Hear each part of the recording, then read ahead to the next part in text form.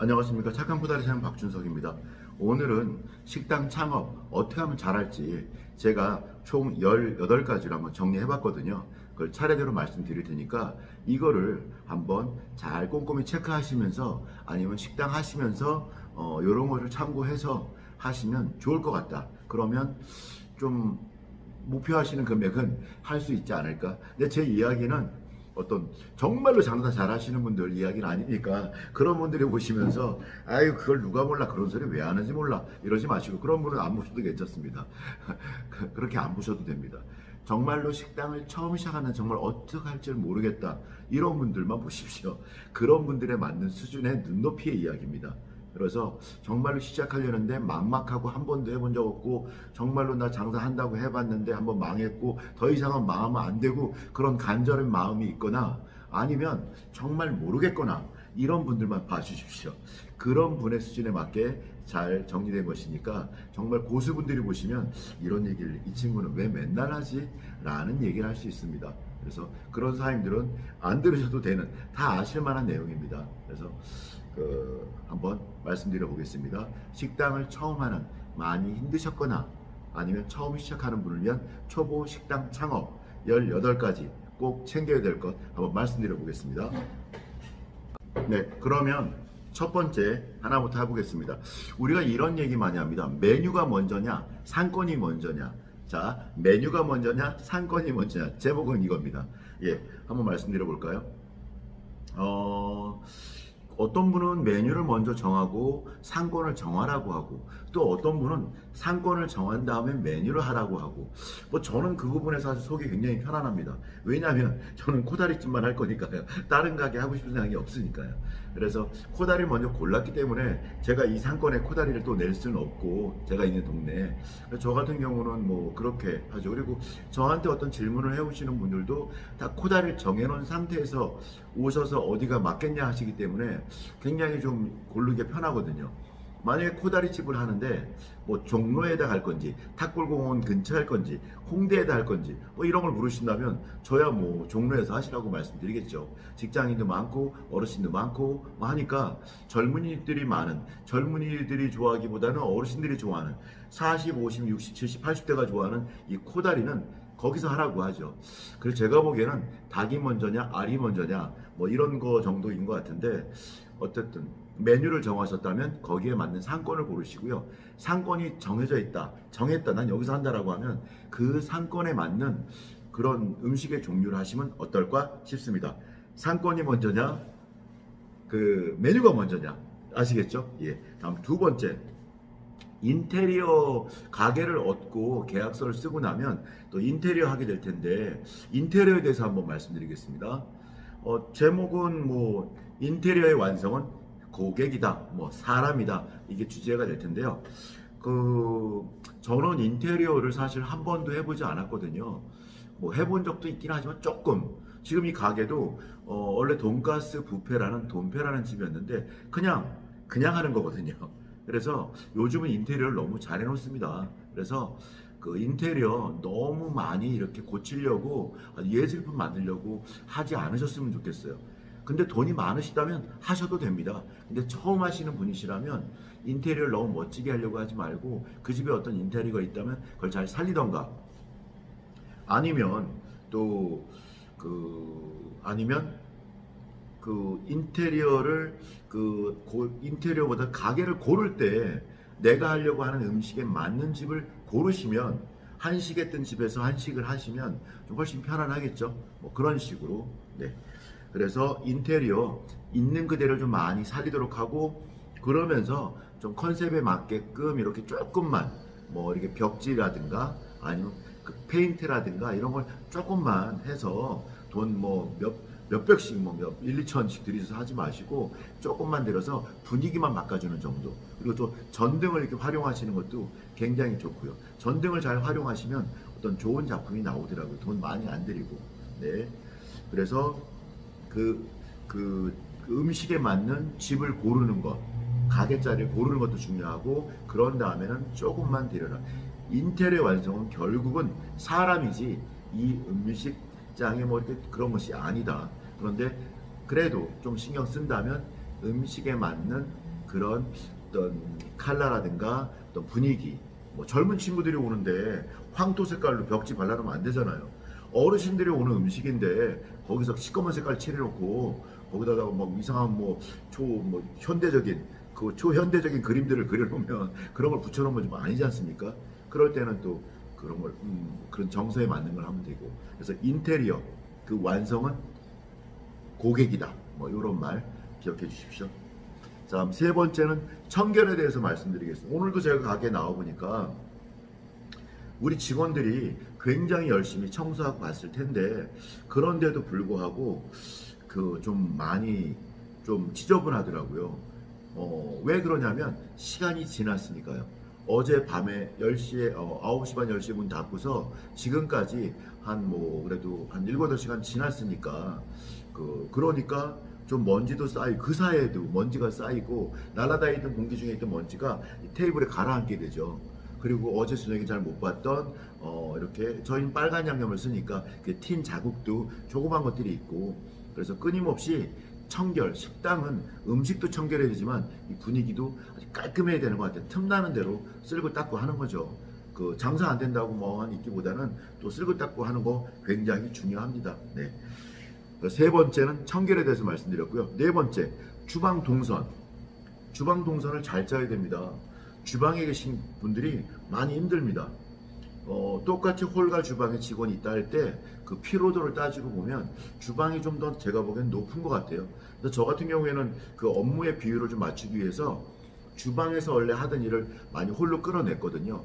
예를 들어 이런 거죠. 뭐 밥하는 거라든가, 파리도 잡아야 됩니다. 식당에 파리가 왔다 갔다 하면 안 되는데.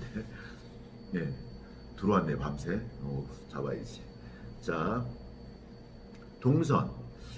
냉동실에서 뭘 꺼내서 바로 조리를 해야 되는데 냉동실이 너무 멀리 있습니다. 그리고 어떤 걸 바로 꺼내서 조리해야 되는데 그게 5걸음 걸어가서 있고 이러면 안 된다는 거죠. 저희 같은 경우는 보통 한두 걸음 이내에 보통 주방의 동선이 끝나게 돼요. 조리할 때는 물론 냉동고에서 뭘 꺼낼 때야 뭐 한 5m 걸어갈 수도 있지만 조리할 때는 1m, 2m 내에서 다 끝날 수 있게 동선을 잡는 것이죠. 그래서 우리 사장님들이 본인이 직접 주방에 계시든 직원들이 계시든 아니면 그 배우자가 계시든 동선 잊지 마시기 바랍니다. 네 번째는 주방 동선. 네. 그 다섯 번째는 메뉴 단일화. 메뉴 최소화입니다. 저는 메뉴 단일화를 말씀드리고 싶습니다. 그래야 재료를 좀 신선한 걸 쓸 수 있고요. 효율적으로 관리가 가능합니다. 너무 많다 보면 제가 음식점에 많이 이렇게 저희 코다리를 전수해드리기 위해서 내일도 지방에 가거든요. 내일은 10월 10일인데 내일도 지방에 한 군데 예약이 되어 있습니다. 갔다 오게 되는데 그럴 때 제가 많이 주방에 가보면 본의 아니게 냉동실 열고 냉장실 열게 되거든요. 그러면 정말 뭐가 들어있는지 사장님도 모르시는, 주방장도 모르는 곳이 되게 많습니다. 그냥 나무면 해서 넣어놓는 거죠. 그리고 넣어놨는지 잊어버리고 그런 거죠. 오늘 이 방송 보시는 우리 기존에 하시던 분들 계시다면 냉동실, 냉장실 열고 쓰레기통이나 갖다 놓으시고서 좀 버리십시오.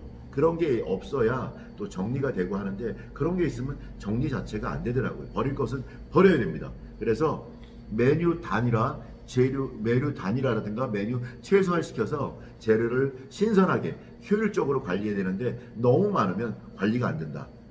메뉴 단일화가 최선이다 라는 말씀 드리겠습니다.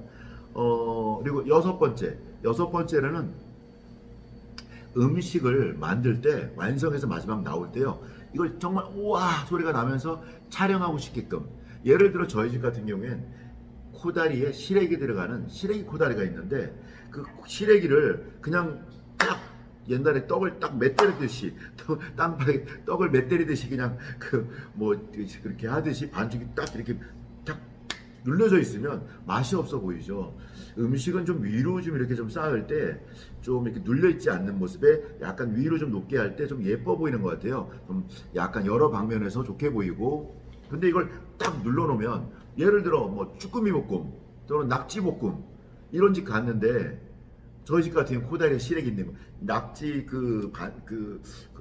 소스 이런 것들이 쭈꾸미 소스 막 떡 뻑된 것처럼 그냥 눌려 있으면 맛이 없어 보이잖아요. 쭈꾸미와 낙지가 좀 살아있듯이 좀 이렇게 좀 새초롬하게 잘 있어야 약간 올라와 있어야 되는데 눌려 있으면 안 된다는 거죠. 그래서 딱 나왔을 때도 마지막 음식을 딱 낼 때도 정말 이렇게 나가면 사진 찍고 싶겠다. 그리고 음식이 나오면 바로바로 또 테이블로 갈 수 있어야 되는데 김 다 씻고 나서 뭔가 좀 동선이 정리가 안 돼서 홀도 김 다 날아가고 가는 게 아니라 김이 무럭무럭 날 때 저희같이 또 계란찜 같은 거 한다면 계란찜에서 먼지가 막 퍽퍽퍽퍽 연기가 김이 나올 때가 딱 놓는 거죠. 그래서 우와 하고 소리가 빨리 찍고 싶게 그렇게 똑같은 걸 가지고서도 어떤 타이밍을 잘 조절해서 정말 고객들이 먹고 싶게끔 사진 찍고 싶게끔 만드는 것이 중요합니다. 사진 찍고 싶게 만들다가 그것이 그 6번째였고요. 다음 7번째. 우리 사장이 음식을 완벽하게 파악을 하고 알고 있어야 됩니다. 직원이 가끔 협박을 합니다. 범죄자는 아니지만 협박을 합니다. 저 사장님 좀 그만둬야 될 것 같습니다. 뭐 이러면서 그럴 때 가슴이 철렁하면 안 됩니다. 그래요. 그동안 수고했어. 내가 한 5일 지급에 더 줄게. 라고 껄껄껄 웃으면서 그분을 편안하게 내 속에도 편안하게 떠나보낼 수 있어야 되는데 레시피를 그 사람이 가지고 있어. 주방장이. 아니 주방의 참모가 누가. 그러면 떠나보낼 수가 없잖아요. 그럼 바리바리 또 빌면서 붙잡으면서 또 월급에를 10만 원이나 20만 원 또 올려줘야 되고 뭐 이런 일이 벌어지거든요. 그러면 그 사람 눈치를 보게 되는 거죠. 식당의 직원의 눈치를 보게 되는 거죠. 그러면 안 됩니다. 우리 사장님들이 모든 메뉴에 대해서 딱 마스터하고 계시고 정확히 알고 계셔야 됩니다. 그래서 그 직원이 나가도 그동안 수고했어 오케이 하고 등 두드려 줄 수 있어야 되는데 마음이 편찮으면 그게 안 되는 거죠. 그래서 그렇게 다음에 그 8번째는요. 가격 설정 그리고 순익 매출 이런 것들에 대해서 또 가격을 설정하는 것, 순익을 계산하는 것, 매출에 대해서 이런 것을 좀 다각도로 고려해야 되는 것 같아요. 어떤 걸 많이 팔아도 남지가 않아요. 예를 들어 저희 집 코다리 한 5,000원 팔면 하루에도 한 500 팔 수 있거든요. 실제로 많이 해봤거든요. 홍보하기 위해서. 그랬는데 근데 예를 들어 10,000원을 팔면 하루에 아마 얼마나 팔까요? 한 150, 200 팔까요? 그러면 과연 어떤 게 나한테도 이익이 될까? 이런 것들에 대해서 가격, 어떤 순이익이라든가 매출 이런 것들을 좀 따질 수 있어야 되는 거죠. 최적점을 찾는 거죠. 내가 요 정도 했더니 인원도 딱 맞고 최고의 수익이 나는구나 이런 것을 계산할 수 있어야 되는데 우선 우리 사람들이 원가 계산을 잘 못하면 안 되고요. 한 달에 쓰는 게 얼마인지를 계산할 수 있어야 되고 그래서 우리 집에 식재료 비율 아니면 금액이 한 달에 이만큼 팔을 때 한 5천만 원 팔으면 이거 우리 집은 한 30% 돼서 1,500이 들어가는구나. 요거 진짜로 들어가. 이걸 알아야 한다는 거죠. 그래야 그 매출에 대해서 어떤 원가가 나오고 이익이 나오고 이걸 따져볼 수가 있다는 거죠. 어떨 때 최적점인지를. 그래서 그런 것을 한번 생각해 보시고 할 수 있어야 되고 다음은 9번째 웃으라. 좀 식당 하시는 사장님들은 좀 웃으셔야 됩니다. 제가 최근에도 이렇게 또 같이 가게를 보러 다니다 보면 우리 그 사장님들 많이 요즘 웃기가 좀 힘들죠. 솔직히는. 그렇지만 우리 서비스맨으로서 웃어야 됩니다. 우리는 식당에 오시는 손님을 맞이하는 서비스하는 사람이거든요. 식당에 있을 때는 물론 저희가 신발을 사러 가고 다른 집에 음식을 먹으라면 고객이 되죠. 안 웃어도 됩니다. 그렇지만 우리가 서비스하는 공간에서는 웃고 좀 친절하게 모시려고 노력을 해야 됩니다. 웃으십시오. 예. 다음은 10번째 음악을 틀으라. 어떤 집 갔더니 아닙니다. 제가 식당을 가보면 제가 좀 그런 취향의 우리 사장님들이 하는 곳만 가서 그런지 제가 이 10번째로 음악을 꼽은 것이 정말로 제가 10군데 가보면 음악을 제대로 틀어놓은 곳이 한 30% 미만인 것 같아요. 20-30% 미만인 것 같아요. 음악이 있으면 분위기도 좋아지고요. 옆 테이블과의 어떤 이런 방음벽이 되는 거죠. 옆 사람 소리가 서로 안 들리게끔 스스로 편하게 얘기하게끔 되는데, 아무 소리도 없는데 테이블 10개 있는 가게 가면 조용해서 뭔 얘기를 하면 옆에 다 듣는 거예요. 그러니까 얘기를 잘 못하고 편안치가 않더라고요. 그래서 음악을 우리 손님들한테 맞는 음악, 가능하면 저는 뭐 저희 코다리집인데 피아노 소나타 틀어놓거든요. 조용하게 은은하게 호텔에 온 것 같은, 호텔 로비에 있는 것 같은 그렇게 틀어놓는데, 좀 고객들에 맞게끔 이렇게 음악을, 음식에 맞는 음악을 분위기에 맞게끔 꼭 들으십시오. 네. 다음은 한 번째, 참모를 뽑지 마라. 뭐 이런 거. 뭐 아까 또 한 말하고 좀 겹치기도 하네요. 17번, 사장이 완벽히 음식을 다 마스터하라. 알고 있어야 된다. 파악하라. 뭐 매일같이 주방에 있지는 않아도 순간이라 들어가서 대체할 수 있고 해야 된다는 것과, 참모님을 뽑아서 뭐 굉장히 맛을 잘 내야 되고 그런 음식을 하면 좀 쉽지 않더라고요. 그래서 근데 그렇다 손치더라도 7번 같이 사장님 좀 다 마스터하고 있으면 그나마 괜찮은 것 같아요. 그러니까 참모님한테 의지해야 되는 그런 음식, 참모님한테 의지 않으면 이 가게가 안 돌아가는 그런 음식은 한 번쯤 생각해 보십시오. 가능하면 없을 수 있는 음식을 하는 게 좋은 것 같아요. 그리고 12번 우리 손님들 많이 오시잖아요. 손님들 많이 오시면 이렇게 잘 기억하는 게 중요하고, 기억 못하면 하지 말아야 할 말들이 있거든요. 어서 오세요. 처음 오셨나요? 뭐 이런 말들, 이런 거 하면 안 됩니다.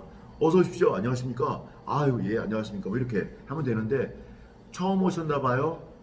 우리 집 뭐 오신 적 있나요? 이런 거를 얘기하면 안 되는 거죠. 그래서 안녕하십니까? 어서 오십시오. 안녕하십니까? 아니면 안녕하십니까? 어서 오십시오. 어서 오십시오. 안녕하십니까? 이렇게 뭐 하면서 그분을 대할 때도 처음 본 듯한 눈빛을 하지 말고요.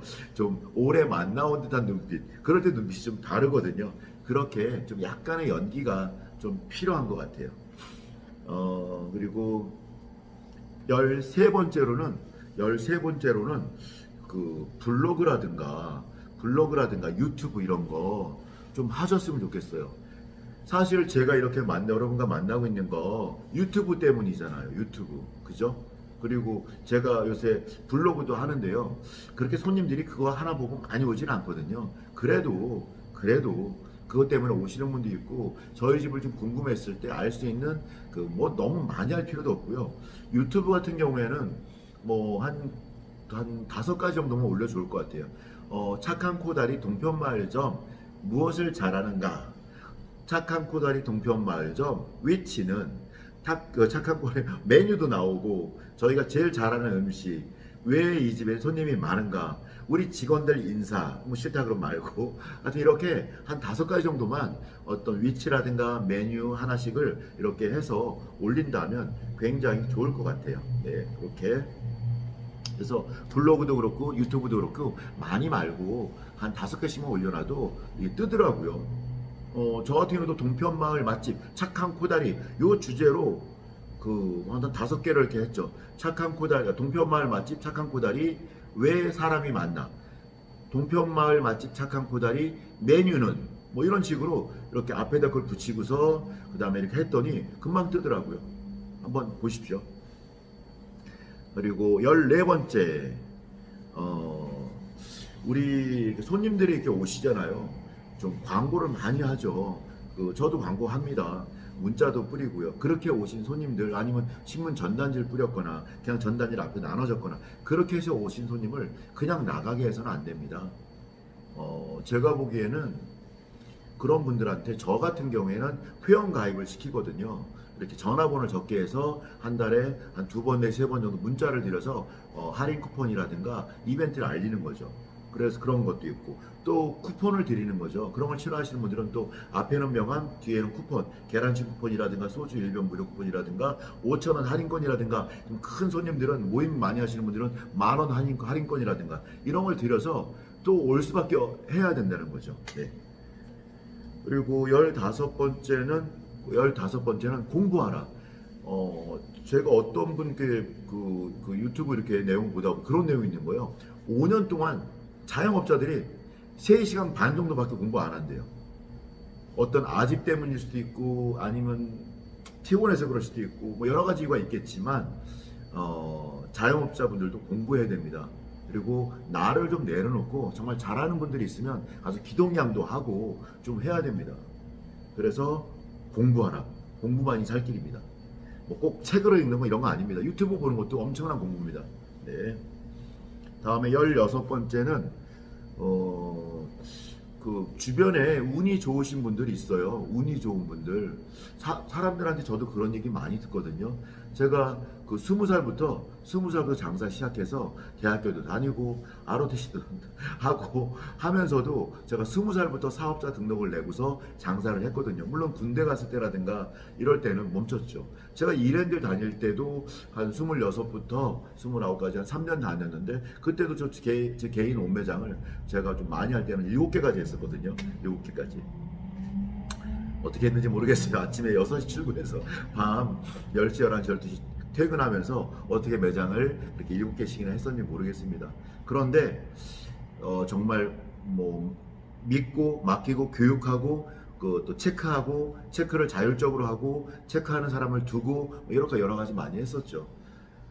그런데 중요한 거는 그것이 그런 좀 운이 좋다라는 거, 그게 좋은 것만 봐서 그렇지 저도 실패 많이 했거든. 많이 자빠지고 쓰러지고 했었거든요. 뭐 맨날 말씀드리고 장사가 안 돼서 망한 적은 단 한 번도 없어요. 근데 묘한 일들이 일어납니다. 직원이 갑자기 뭐 쓰러지기도 하고 병원에 실려가기도 하고 뭐 거기다 또 어떨 때는 또 그 연쇄부도 같이 건물주가 망해서 이렇게 쫓겨나는 일도 겪고 여러 가지를 많이 겪어봤습니다. 그래서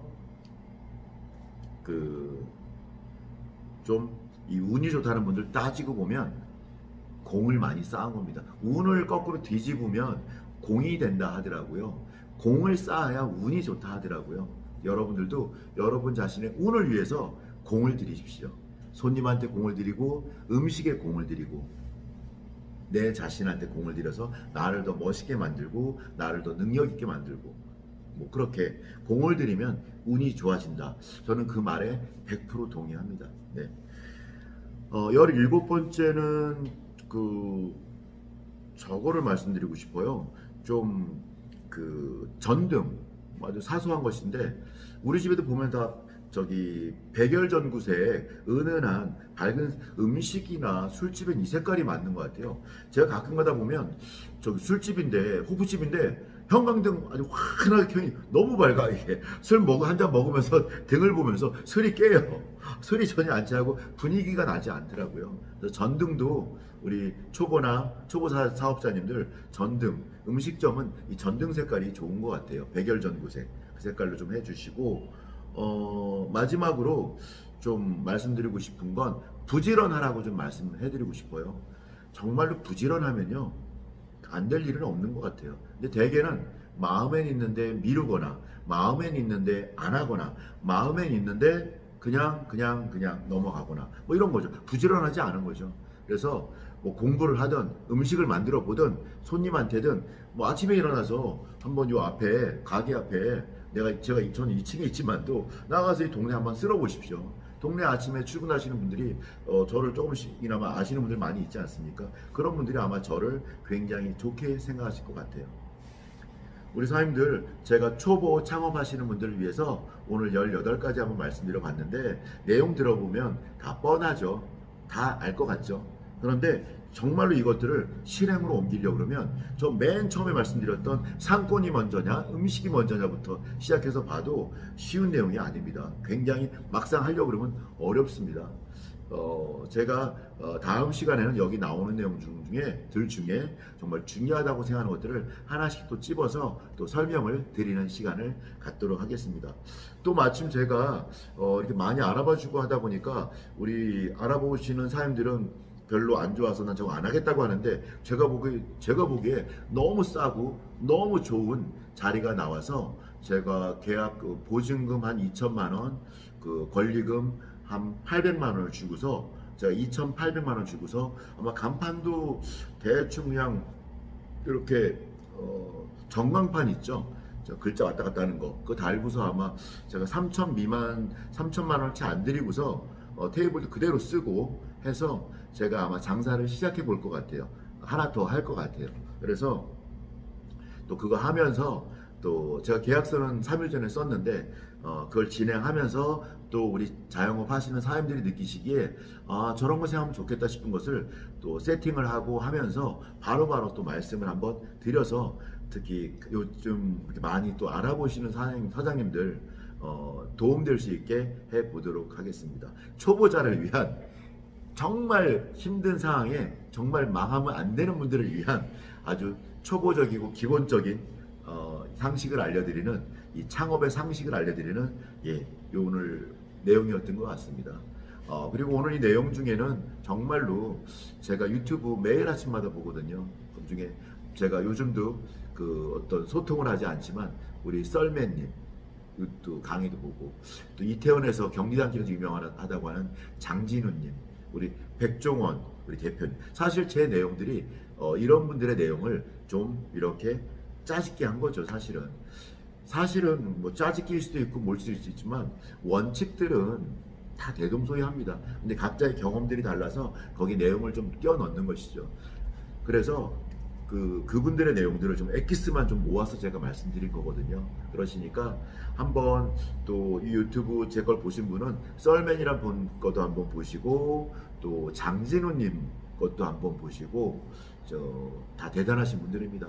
또 백종원 사장님, 백종원 대표님 것도 유튜브도 한번 들어가 보시면 어떤 식당에 대해서 좀 더 수준을 올려갈 수 있습니다. 저도 매일 아침마다 2시간, 3시간을 이런 장사에 관한 그런 컨텐츠를 많이 봅니다. 그리고 매일 공부하고 매일 반성합니다.